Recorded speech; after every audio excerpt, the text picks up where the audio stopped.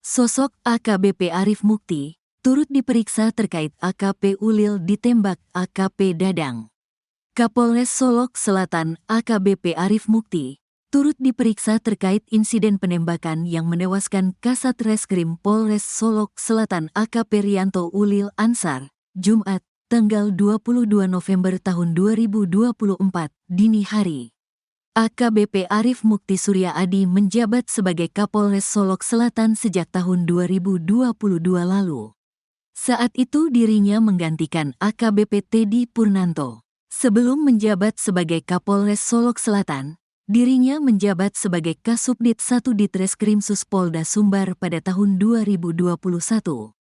Dikutip dari berbagai sumber, sebelum dimutasi ke Polda Sumatera Barat, AKBP Arif Mukti ternyata juga pernah menjabat sebagai Kabak Ops Polres Lamongan pada tahun 2015. Kemudian ia diangkat menjadi Wakapolres Lamongan pada tahun 2017. Setahun berjalan, Arif Mukti kembali dimutasi sebagai Wakasat Lantas Polrestabes Surabaya. Setelah naik pangkat dari Kompol menjadi AKBP, Arif Mukti pun diangkat menjadi Kasubdit Dalmas Polda Jatim tahun 2020, sebelum bertugas ke Polda Sumatera Barat. Harta kekayaan AKBP Arif Mukti. Dilansir dari LHKPN KPK, AKBP Arif Mukti memiliki harta kekayaan sebesar Rp2.931.000.000. Berikut rinciannya: tanah dan bangunan Rp2.500.000.000. Tanah dan bangunan seluas 150 meter 2 per 178 m2 di Kap, Kota Surabaya. Hasil sendiri Rp2.500.000.000. Alat transportasi dan mesin Rp890 juta. Satu mobil, Mitsubishi Pajero Sport 2.4 L Dakar Ultimate tahun 2022. Hasil sendiri Rp690 juta. Mobil, Jeep CEC 7 tahun 1982. Hasil sendiri Rp200 juta. Harta bergerak lainnya Rp0. Surat berharga Rp0. Kas dan setara kas Rp10 juta. Harta lainnya Rp0. Subtotal Rp3.400.000.000. Hutang Rp469 juta. Total harta kekayaan Rp2.931.000.000. Polda Sumatera Barat, Sumbar, telah memeriksa 5 orang saksi terkait penembakan yang menewaskan Kasat Reskrim Polres Solok Selatan AKP Rianto Ulil Ansar, Jumat, tanggal 22 November tahun 2024.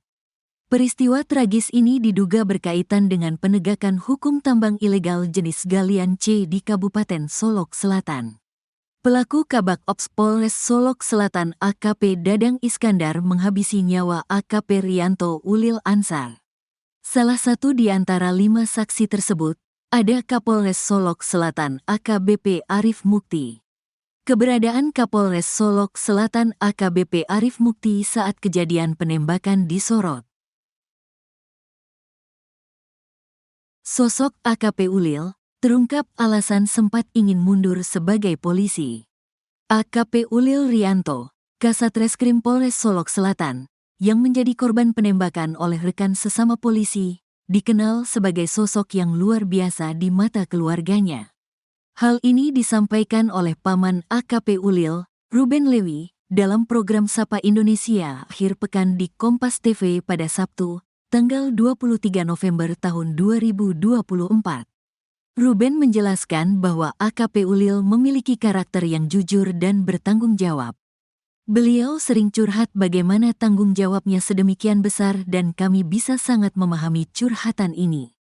Karena ponakan kami ini, kami didik dengan sangat jujur dan beliau itu punya karakter yang luar biasa, ungkap Ruben.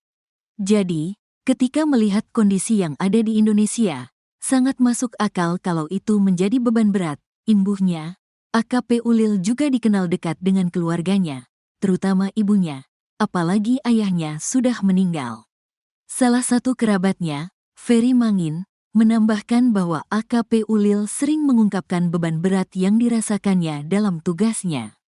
Dia bilang, "Doakan saya, tugas saya berat.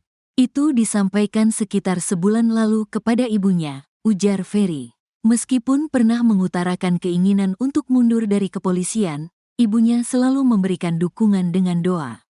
Dia pernah bilang, "Bolehkah saya keluar dari polisi? Tugas saya berat." Tapi ibunya menguatkan dia. Ibunya, mengatakan, "Jangan nak, kita dukung dengan doa," ungkap Ferry. AKP Ulil ditembak mati oleh Kabak Ops Solok Selatan, AKP Dadang Iskandar, pada Jumat, tanggal 22 November dini hari.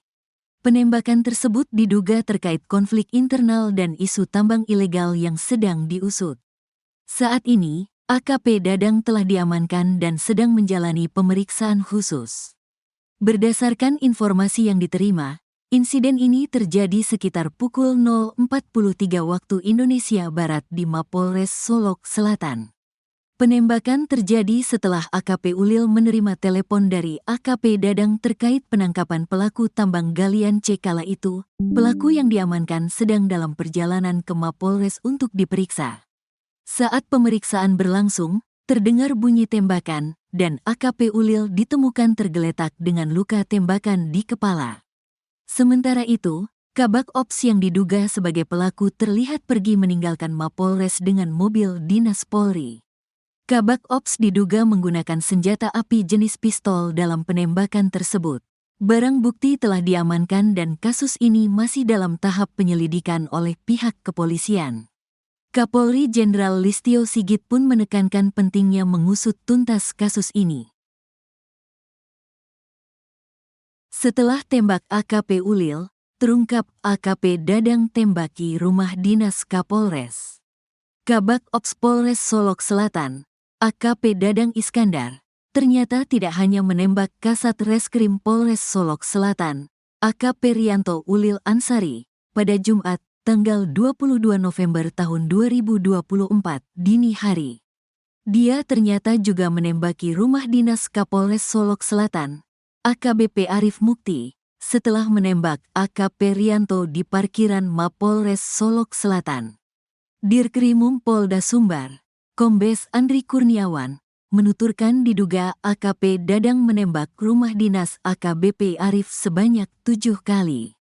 Hal itu, kata Andri, dibuktikan dengan adanya 7 lubang bekas peluru di rumah dinas AKBP Arif.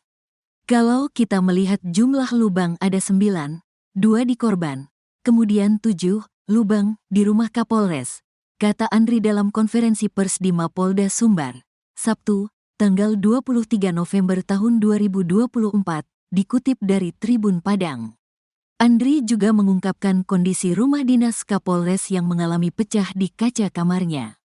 Selain lubang bekas peluru, Andri menuturkan pihaknya juga menemukan 6 selongsong dengan rincian 5 proyektil dan sisanya tinggal serpihan. Sementara, rumah dinas AKBP Arif hanya berjarak 20-25 meter dari Mapolres Solok Selatan yang juga menjadi lokasi tewasnya AKP Rianto. Terkait motif Dadang turut menembaki rumah dinas AKBP Arif, Andri menuturkan pihaknya masih mendalami. Motif itu yang sedang didalami. Pemeriksaan masih berjalan, imbuhnya. AKP Dadang dijerat pasal PTDH dan KKEP pada kesempatan yang sama. AKP Dadang turut ditampilkan saat konferensi pers di Mapolda Sumbar. Tampak dirinya keluar dari lift lobi Mapolda Sumbar dengan mengenakan baju tahanan berwarna biru dan berambut pelontos. Selain itu, AKP Dadang juga dijaga ketat petugas dari Propam Polda Sumbar. Petugas memperlihatkan barang bukti berupa 1 senjata api, senpi, jenis pistol, selongsong peluru, celana, senjata tajam, sajam, jenis pisau, dan beberapa barang bukti lainnya. Namun, saat Dirkrimum Polda Sumbar, Kombes Andri Kurniawan akan menyampaikan update kasus penembakan terhadap AKP Rianto, AKP Dadang langsung dibawa ke ruangan lain. Kabid Humas Polda Sumbar, Kombes Dwi Sulistiawan, menuturkan akibat perbuatannya, AKP Dadang dijerat pasal berlapis yaitu ada pasal terkait pemberhentian dengan tidak hormat, PTDH.